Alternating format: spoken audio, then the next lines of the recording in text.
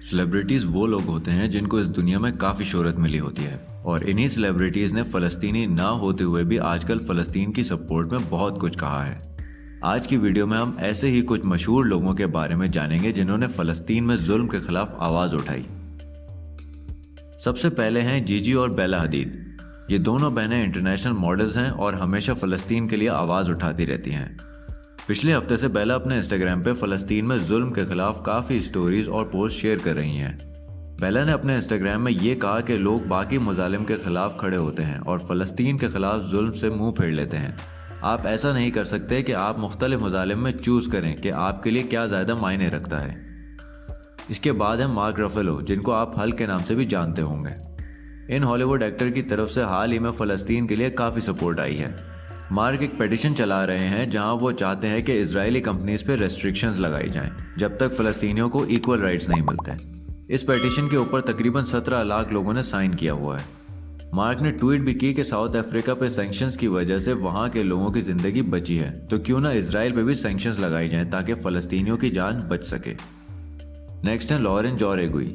ये एक सिंगर हैं और ये फ़लस्तीन के लिए पहले भी आवाज़ उठाती रही हैं और अब भी उठा रही हैं। 2018 में इन्होंने फ़लस्तीन और गाज़ा के लिए ये ट्वीट की थी जिसमें इन्होंने कहा था कि दुनिया को शर्म आनी चाहिए कि सब के सब चुप हैं और इतना जुल्म सबके सामने हो रहा है। इन्होंने हाल ही में एक ट्वीट की थी जिसमें इन्होंने सब मुसलमानों को ईद मुबारक बोला था और ये भी कहा था कि इस खुशी के मौके पर इनका दिल फ़लस्तीन के साथ है। इनके बाद है विल पॉल्टर। ये एक ब्रिटिश एक्टर हैं और इन्होंने अपने ट्विटर पर कहा कि यूके की हुकूमत को फ़लस्तीनियों के खिलाफ होने वाले जुल्म की मजम्मत करनी चाहिए।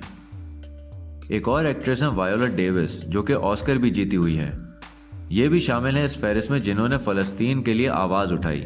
इनके फॉलोअर्स मिलियंस में हैं और इन्होंने कहा कि जो कुछ भी शेख जर्रा में हो रहा है उसके बारे में बात करते हैं और इसके साथ इन्होंने कुछ इमेजेस भी लगाई हैं जो कि ये बता रही हैं कि वहाँ कितना जुल्म हो रहा है।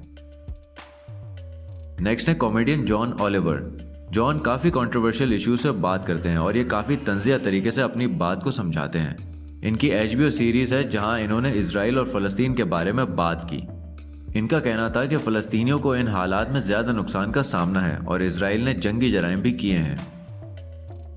अब हम बात कर लेते हैं यूट्यूबर्स की, जिसमें है ईथन क्लाइन। ईथन और इनकी बीवी एक यूट्यूब चैनल चलाते हैं और हैरानी की बात यह है कि इजरायली हैं। ईथन ने कहा कि इजरायली हुकूमत गलत कर रही है। अगर हमास एक बिल्डिंग में से बॉम्बिंग कर भी रही है तो उसकी बिल्डिंग में रहने वाले बाकी सब लोगों को मारना जुर्म है। इजराइल की हुकूमत को अमन के साथ इस मसले का हल निकालना चाहिए, ना कि लड़ाई से।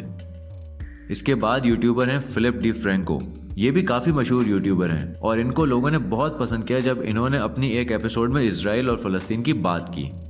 इन्होंने भी इजरायली हुकूमत को कसूरवार ठहराया है और यही कहा कि इजराइल ने मासूम लोगों और बच्चों को टारगेट किया है। यहाँ तक कि एक न्यूज़ बिल्डिंग पे भी फायर किया और आज तक अपनी सफाई में कोई जवाब नहीं दिया। नेक्स्ट है पिंक फ्लॉयड के band member Roger waters. Roger ने अमेरिका के प्रेसिडेंट जो बाइडेन से मुखातिब होते हुए कहा कि आपको कैसा लगेगा अगर आप अपने घर में अपनी फैमिली के साथ बैठे हैं और कुछ लोग आते हैं और कहते हैं कि ये उनका घर है। आखिर में है ट्रेवर नोआ। ये टीवी होस्ट हैं और एक कॉमेडियन भी।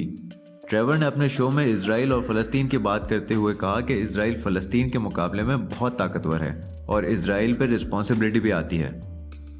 आज की वीडियो में इतना ही। हमें कमेंट्स में बताएं कि आप क्या सोचते हैं सब के बारे में। वीडियो को लाइक कर दें। मज़ीद मालूमाती वीडियोस के लिए हमारे चैनल को सब्सक्राइब कर लें। शुक्रिया।